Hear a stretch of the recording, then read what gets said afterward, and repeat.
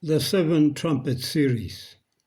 In the last episode, we saw how the Seventh-day Adventist Church again rejected the Holy Spirit at the 1901 General Conference.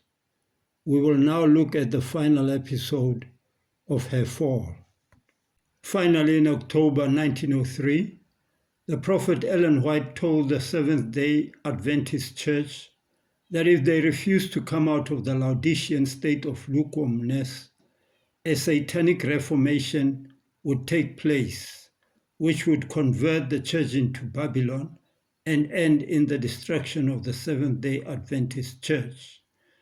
This destruction would be first spiritually and finally physically by the storm and tempest, which is the seven last plagues of the executive judgment. This prophecy is recorded in letter 242, paragraph 13, in the year 1903. It reads, "The enemy of souls has sought to bring in a supposition that a great reformation was to take place among Seventh-day Adventists, and that this reformation would consist in giving up the doctrines which stand as the pillars of our faith and engaging in a process of reorganization. Were this reformation to take place, what would be the result? The principles of truth that God in His wisdom has given to the remnant church would be discarded. Our religion would be changed. The fundamental principles that have sustained the work for the last 50 years would be accounted as error. A new organization would be established. Books of a new order would be written. A system of intellectual philosophy would be introduced. The founders of this system would go into the cities and do a wonderful work. The Sabbath, of course, would be lightly regarded as also the God who created it. Nothing would be allowed to stand in the way of the new movement.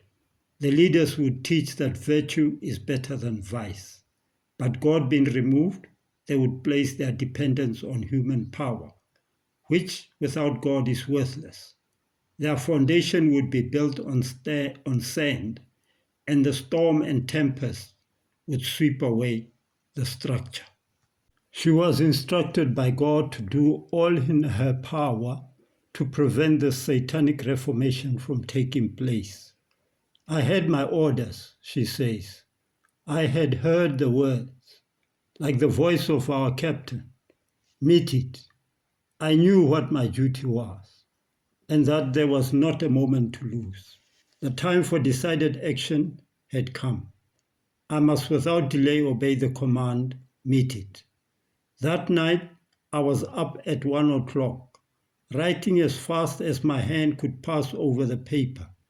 For the next few days, I worked early and late, preparing for our people the instruction given me regarding the errors that were coming in amongst us.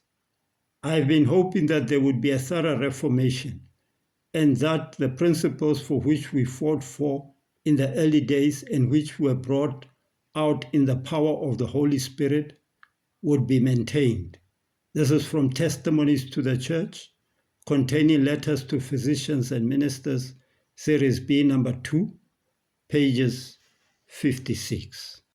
But it is clear that once the voice of rebuke from the Lord's messenger was no more when she passed away in 1915, and all the pioneers had passed away, the Seventh-day Adventist Church went into full-blown apostasy and was captured by modern Babylon, exactly as prophesied by the messenger of the Lord, in the words which she wrote in the Jeremiah message, saying, "But as surely as the words of Jehovah through his prophet Jeremiah were vindicated anciently, so surely will the certainty of his messages be established today." Prophet and Kings, pages 413 to 442. The Satanic Reformation that was prophesied by the Lord's messenger in letter 242, 1903, paragraph 13, has been fulfilled in all its details.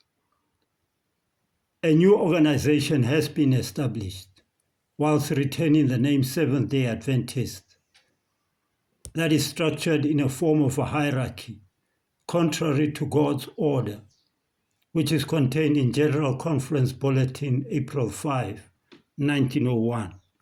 The principles of truth that God in His wisdom had given the remnant church has been discarded.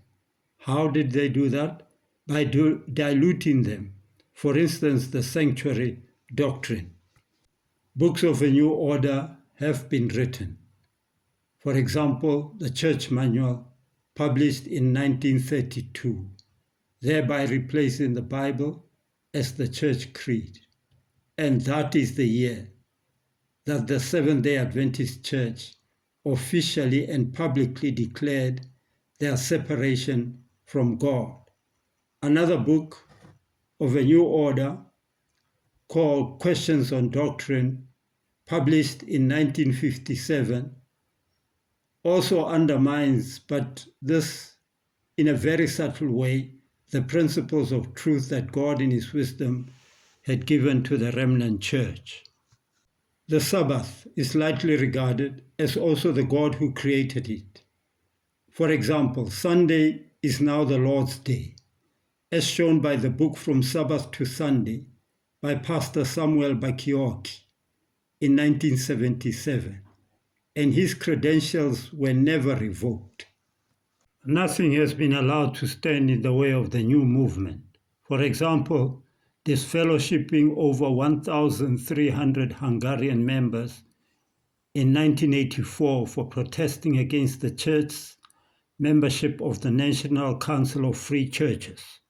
The Seventh-day Adventist Church is now a member of the Christian World Communion, which is a member of the World Council of Churches. You can see that if you go to this link. The founders of this new system have done a wonderful work in that membership is over 21 million and over 21 million adherents. And the Seventh-day Adventist Church is worth over 15 billion US dollars. This wonderful work has been done in the same manner as did the apostate Protestants and the church at Rome that came before them. That is, in order to secure converts, the exalted standard of the Christian faith was lowered, and as the result, a worldly flood flowed into the church, carrying with it its customs, practices, and idols.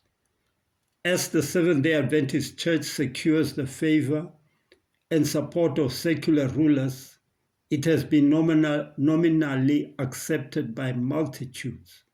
But while in appearance Christian, many remain in substance pagans and worship in secret their idols. All that remains to be fulfilled in the prophecy of letter 242 is the storm and tempest, which sweeps away the structure. This will be the physical destruction by the 7 last plagues during the executive judgment. And when they fall, it will mean that probation has closed. Therefore, it is time to get out of the Seventh-day Adventist Church and the rest of Babylon and make a covenant with Jesus before the plagues fall.